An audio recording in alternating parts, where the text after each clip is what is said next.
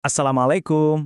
Pernah kepikiran nggak kalau setiap diskusi, setiap perdebatan, bahkan cara kita memahami dunia, itu semua berawal dari satu hal yang sangat mendasar. Yap, sebuah pernyataan.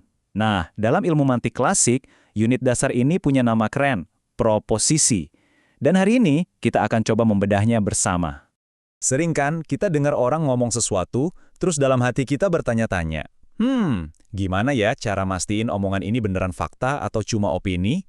Nah, pertanyaan itulah yang jadi inti dari obrolan kita kali ini. Inilah langkah pertama untuk berpikir logis, yang akan kita jelajahi bareng-bareng. Oke, ini dia peta perjalanan kita. Pertama, kita kenalan dulu sama definisinya. Terus, kita akan lihat dua keluarga besar dari proposisi. Kita akan fokus dalami yang paling umum, yaitu proposisi kategoris dan cara mengelompokkannya. Terakhir, kita akan sedikit mengintip saudaranya, si proposisi kondisional. Sudah siap? Yuk kita mulai.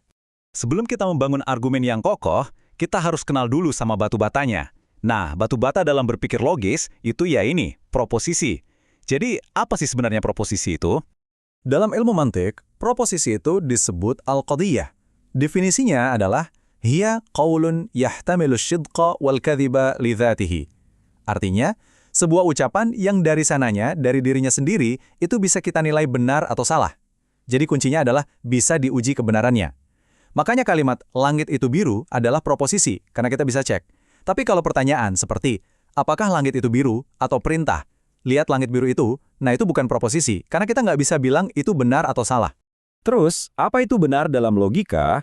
Gampang kok. As-sidku itu adalah huwa mutabaqatul kalami lil waqi'. Maksudnya, kebenaran itu terjadi saat apa yang kita ucapkan sesuai dengan kenyataan. Simpel kan? Kalau saya bilang apel ini merah, dan apelnya memang merah, ya berarti ucapan saya benar. Sebaliknya, al-kadhib atau kesalahan adalah mukhalafatul kalami lil waqi'. Ini adalah kondisi saat ucapan kita nggak cocok dengan realitas. Kalau saya bilang apel ini biru, padahal kenyataannya merah, ya berarti ucapan saya salah. Nah, ini ada satu frasa kunci yang penting banget. Lidzatihi, dari dirinya sendiri.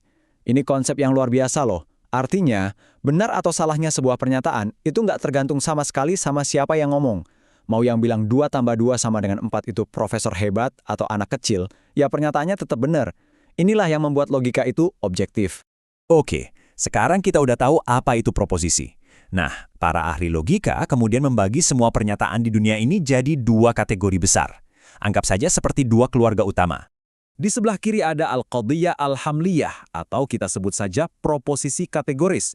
Ini jenis pernyataan yang simpel dan langsung. Contohnya, apel adalah buah. Di kanan ada al-qadiyah asy-syartiyah, atau proposisi kondisional. Yang ini pakai syarat. Jika maka, bedanya jelas banget kan? Yang satu membuat klaim langsung, yang satu lagi bicara tentang hubungan sebab akibat.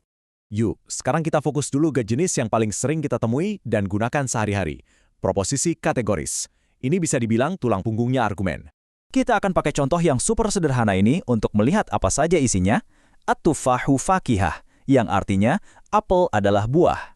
Setiap proposisi kategoris itu bisa kita preteli jadi 2 bagian utama. Pertama, ada yang namanya al-mauduh atau subjek. Ini adalah tokoh utamanya, apa yang lagi kita bicarakan. Di contoh kita, ya apel. Kedua, ada al-mahmul atau predikat. Ini adalah keterangan atau deskripsi tentang si subjek. Di sini, keterangannya adalah buah. Jadi intinya, kita menghubungkan subjek, apel, dengan predikat buah. Eits, tapi cuma tahu subjek dan predikat aja belum cukup. Supaya analisis kita makin tajam, para ahli mantik mengklasifikasikan proposisi ini lebih jauh lagi, yaitu berdasarkan kualitas dan kuantitasnya. Pertama, dari sisi kualitas. Pertanyaannya simpel, proposisi ini sedang mengiyakan atau menidakkan sesuatu? Kalau ia menegaskan sesuatu, seperti ilmu itu bermanfaat, kita sebut kualitasnya positif atau mujabah. Tapi kalau ia menyangkal, seperti orang munafik tidak disukai, kita sebut kualitasnya negatif atau salibah. Selanjutnya adalah kuantitas. Ini tentang seberapa banyak subjek yang kena. Nah, untuk menentukannya, ada kata-kata kunci yang disebut as-sur. Kalau kita mau bilang ini berlaku untuk semua anggota subjek, kita pakai kullu. Kalau cuma sebagian, kita pakai ba'du. Kalau mau menegasikan semua tanpa sisa, kita pakai la syai'a. Dan kalau mau bilang tidak semua, kita pakai laisa kullu. Nah, Disinilah semuanya jadi satu. Kalau kita gabungkan kualitas dan kuantitas, kita akan dapat 4 jenis proposisi yang fundamental. Kita lihat ya. Ada tipe A universal afirmatif, contohnya semua apel adalah buah. Lalu tipe E, universal negatif, tak ada satupun apel yang merupakan logam. Di bawahnya, tipe I, partikular afirmatif, sebagian apel bermanfaat. Dan terakhir, tipe O, partikular negatif, sebagian siswa tidak hadir. Memahami 4 tipe ini, A, E, I, O, adalah kunci utama untuk bisa menganalisis argumen yang lebih rumit nantinya. Oke, proposisi kategoris sudah kita kuasai. Sekarang, biar gambaran kita utuh, mari kita intip sedikit jenis yang kedua, proposisi kondisional. Al-qadiyya asy-syartiyyah ini definisinya ma hukima fiha bil ittisali aw al-infisali baina tarafaiha. Gampangnya, ini adalah sebuah pernyataan yang isinya tentang adanya sebuah hubungan, bisa sebab akibat atau pilihan di antara dua bagiannya. Pokoknya intinya ada di struktur jika, maka, atau antara atau. Proposisi ini juga punya dua bagian. Bagian jikanya kita sebut al-muqaddam dan bagian makanya disebut at-tali. Gampang kan?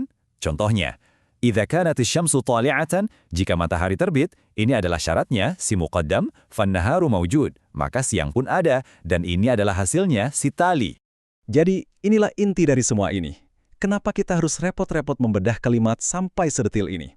Karena memahami proposisi adalah fondasinya. Ini adalah langkah pertama agar kita bisa menyusun argumen yang kuat. Dan yang gak kalah penting, agar kita bisa melihat di mana letak kesalahan dalam penalaran orang lain. Sebagai penutup, coba kita renungkan ini. Kalau setiap argumen hebat, setiap teori besar yang mengubah dunia, itu dibangun dari batu bata kecil bernama proposisi. Seberapa pentingkah kita memastikan setiap batu bata yang kita ucapkan, setiap kalimat yang keluar dari lisan kita, itu benar-benar jelas, tepat, dan kokoh. Sampai jumpa di penjelasan berikutnya.